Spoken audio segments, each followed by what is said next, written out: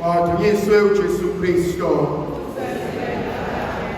Mhlanje thandwa sami ngifisa ukuba masifunda ivangeli kaJohanesi sahlo sokuqala verse yamashumi amathathu nanhlanu kuze kube amashumi amane lesibili. Nenkonzo uNkulunkulu ayiphakamisayo. Johanesi wayibile enabafundi ababili. Wathi akabheka ebona uJesu edlula ngendlela kwathi nansi imvana kaNkulunkulu. Kunenkonzo engifisa qala kuyona nengifisa ukuba sibhekisise kahle. Ngithanda inkonzo kaJohanesi yokubona ubuze bakhe, yokubona amandla akhe, nokubona nalokhu angenakho. Khona inkonzo ayenzayo uJohanesi yokuthi laba ahleli nabo eceleni abakhombise okuyena ozoqeda okanye ozophelelisa okanye ozobaweza abanikeze lokhu yena ahlulekayo ukubanikeza kona. Inkonzo engifuna ukuyibuka ngibhekisise sithi sintu umuntu inkosi ukuzazi. Umuntu kumele akwazi uNkulunkulu ambusise ngakho namandla amnike wona, kodwa futhi aqonde ukuthi angeke akwazi ukwenza konke. Uyangithinta uJohanesi uma engenawo umona. Uyangithinta uJohanesi uma ezothi kulabantu abaseduze kwakhe sengikwenze konke, sengicela niqhubekele phambili, sengicela niyobheka usizo kwenye indawo. Okwesibili okungithintayo, labantu uma sebelibona iqiniso abalibalekeli. Khona olunye uhlobo lwabantu oluthi lazi kahle kamhlophe iqiniso kodwa balibalekele. Bethi belazi kahle iqiniso kodwa bangene enkangeni, bangafuni ukulikhuluma, bangafuni ukulimela, bangafuni ukulifakazela, ngoba abanye bahlele enkonzweni yokusuthiswa kwesisu maqedane babalekelane neqiniso. Sibonile lento emndenini yethu, emphakathini, emabandleni, emhlanganweni.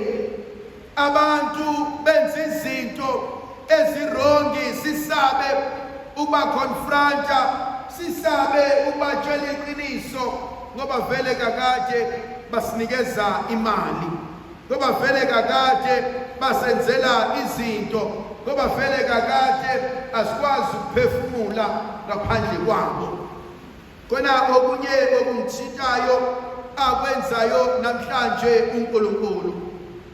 Uthi uNkulunkulu mesivezelana emfihlakalo amadoda amabili awanqeni ukusuka amshiye uJohanesi, awanqeni ukusuka ayobheka ongcono, awanqeni ukusuka ayofuna asikahle kamhlophe ukuthi angeke akuthole uJohanesi.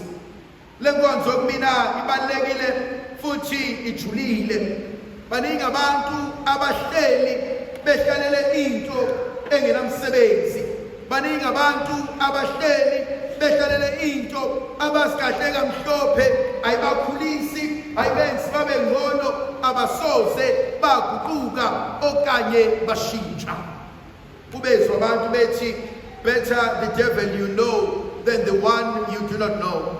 umbuzo wami oba uthi wazi ngani ukuthi la uyakhona uzohlangana noSathane? Awuboni ngani mhlambe uNkulunkulu ukukhipha emaketangeni ukuze ukwazi ukuqhubekela phambili? Enye into engithintayo kuleli ivangeli, uma ngibuka lamadoda amabili ayamlandela uJesu, athi bemlandela uJesu lamadoda amabili, maqedane aphenduke awabuke bese wabuza umbuzo owodwa, ufunani?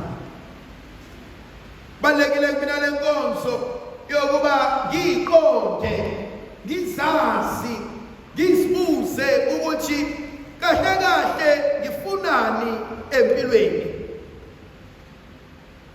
Abantu mabefikile bezongibona e-ofisini lami, ngiyakithi ngisakhuluma nabo ebese ngiyama, ebese ngibabuza umbuzo ukuthi kulungileke ma nawe baba, mfowethu nawe dadewethu, kahle kahle ufunani? Yini oyifunayo empilweni? Yini oyifunayo empilweni yakho? Angibuza ukuthi yini oyifunela abantu bakho, yini oyifunela umyeni wakho, yini oyifunela isithandwa sakho, yini oyifunela abazali bakho. Wena uqobo ufunani? What do you want? What do you really want and seek and long for in your life? What is your deepest desire? What do you long for more than anything? Balekile mina nombuzo, ufunani? Thandwa zami, baningi abantu abangazazi ukuthi bafunani. Baningi abantu abenza izinto athi salusuwenza khona sidlula, salusuwenza khona ngekathethe, salusuwenza khona kuzoba khona ukuthula, salusuwenza ngeke ufe. Well, the truth of the matter is, uqhubeka ukwenza kodwa ungenako ukujabula, if uqhubeka ukwenza kodwa ngeyona into oyifunayo, you wasting your time, you wasting your talent, and awuyazi into ozogcina uyitholile. So uJesu umbuza ubuzayo uthi ufunani? Now iyangithinta impendulo yalamadoda athi, Nkosi uhlalaphi? Where do you stay? Where do you live? Ababuzi address ethi 158 Montclair Road. Ababuzi address ethi Muwehla Ngcobo Road uzomthola kuMphemba. Ababuzi address ethi mawudlula kulesihlahla uzofika icontainer. That's not the answer. Where do you belong? Where do you find a sense of home? Have you find someone in your life la ochikona, I belong to so and so? Kuna abanye abantu who live a lonely life, they have no one and nothing. They don't belong anywhere. Mawubabuka kube ngathi baneme. Mawubabuka kube ngathi banakho konke. Mawubabuka, they portray a life ukuthi I'm doing it. Kodwa they go home to a lonely bed. Not because akekho seduze kwabo, but they realize oseduze kwabo has become a stranger. They go home to a lonely house. Not because abekho abantu abagijimayo egcekeni baningi, kodwa they no longer relate to one another. Bahleli as roommates. Omunye usebenzisa lela kamera, omunye usebenzisa leli, kodwa emehleni ethu bahleli behamba ngemoto eyodwa, emehleni ethu babambisana ngezandla. Mabefika endlini omunye ushona le nomunye ushona le, athi sisukile emehlweni abantu. So you do it, I do it. Why? For abantu. Where do you belong? Where is your home? Kona abanye bethu abasabayo ukubuyela emakhaya, because emakhaya nomsindo, emakhaya nengxabano. Omunye aze athi angeke ngize ekhaya masakhona ubani ngcono kuphume yena kungene mina. Kweminye imizi makuthi nginomsebenzi fika nephinifu uzoqoba, fika nephinifu uzoqoba, masithoka ukhona usibanibani, thatha iphinifu alibeke emotweni, angeke ngisebenze nosibanibani. And yet ingane egudle esiswini esodwa. Where do you belong? Kuphi ekhaya? uJesu uyangimangaza indlela aphendula ngayo. uJesu uthi kona uzani nizobona. Ngiyayithanda leyo nkonzo ngoba uJesu uyabamema.